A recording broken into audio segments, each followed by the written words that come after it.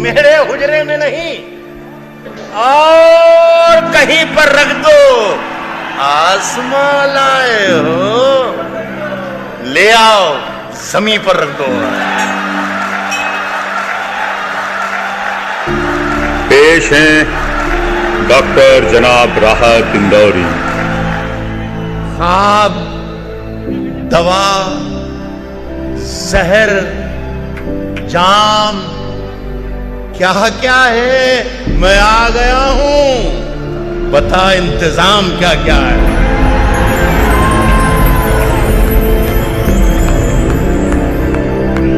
रिफतुल्लाह कुरैशी के मजले बेटे ने ख्वाब बुनना शुरू कर दिए थे। हालात ठीक नहीं थे, गुर्बत थी, तंग रास्ते थे, पर ख्वाब थे। पसीना था, मेहनत थी, लगन थी। उर्दू के कई अखबार रिसाले घर आया करते थे। बस यहीं से मैं गुजारिश करता हूँ कि राहत कुरैशी का राहत इंदौरी करवट लेने लगा।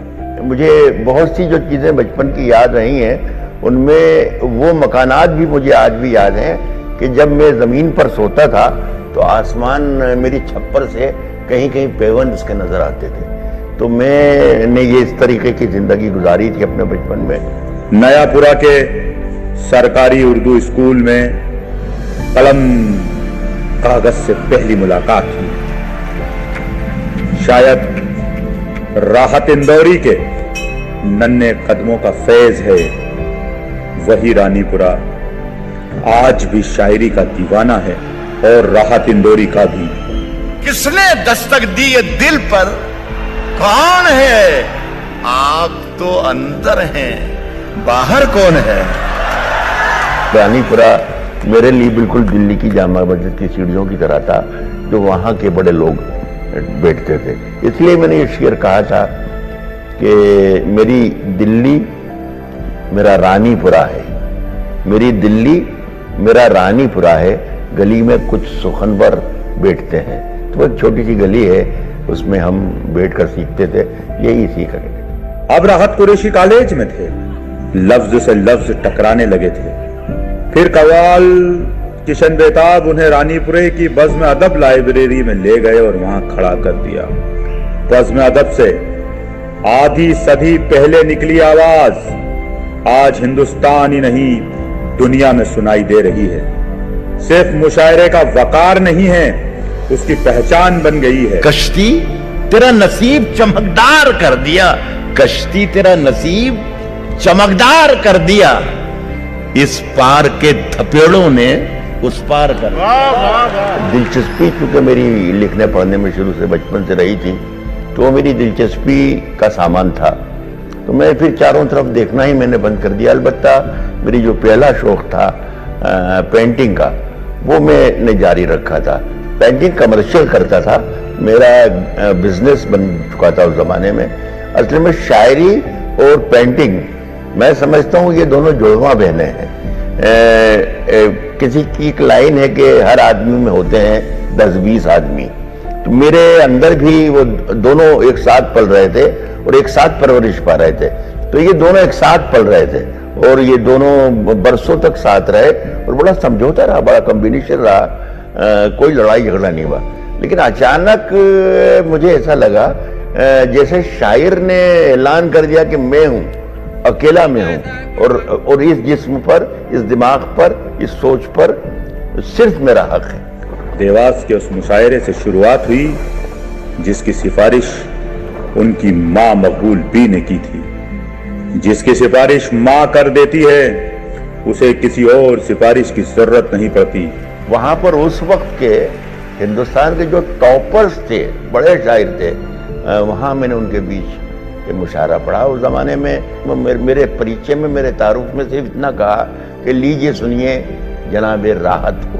से पूछो क्या गजल मांगती है कितना लहू, सब समझते हैं ये धंधा बड़े आराम का है। मुझे कोई ना पहचानता था ना जानता था, लेकिन मेरा शेर जरूर था मेरे पास जो मैंने सुनाया और लोगों के दिलों में घर कर गया, लोगों ने पसंद किया और वहीं से फिर लोगों से मेरी सलाम दुआ हुई और धीरे धीरे धीरे धीरे धीरे सफर शुरू हो। राहत इंदौरी धीरे धीरे मकबूल हो रहे थे और घर से दूर भी हो रहे थे।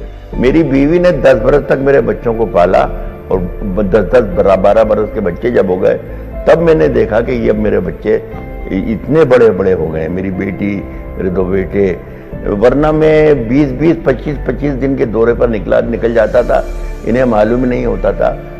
सीमा राहत के लिए मुश्किलें थी जिनको शादी के शुरुआती दिनों में ही सुनना पड़ा था। शायर की बीवी हो, गुजारा हो जाता है, पर आगे अभी और बहुत कुछ सुनना था। वो सुनती रहीं, सुनती रहीं, सुनती रहीं और राहत इंदौरी पढ़ते रहे, पढ़ते रहे, पढ़ते रहे। हमारे सर की फटी टोपियों पे तंज न कर, हमारे ताज अजायब घरों में रखे। क्या कहने। हिंदुस्तान ही नहीं, दुनिया भर में उनके शेर गूंज रहे थे, छाती ठोक कर कह रहे थे, बोल रहे थे। किसी की उन्हें परवाह नहीं थी, ना ही कहने से चूक रहे थे। जो नहीं होगा वो अखबार में आ जाएगा और चोर उचक्कों की करो कद्र के मालूम नहीं। चोर उचक्कों की करो कद्र के मालूम नहीं, कौन कब कौन सी सरकार में आ जाएगा। वक्त के बड़े बड़े सूरमाओं के सामने उन्होंने अपनी बात कही और ऐसी कही कई बार हंगामा हो गया। लाल किले पर पढ़ने से उन्हें रोक दिया गया। नेता उनकी मजलिसों से, उनके मुशायरों से उठकर भागने लगे, पर वो बोलते रहे और अभी भी बोल रहे हैं। सभी का खून है शामिल, हिंदू, मुस्लिम, सिख, ईसाई, सभी का खून है शामिल। यहां की मिट्टी में किसी के बाप का हिंदुस्तान थोड़ी है।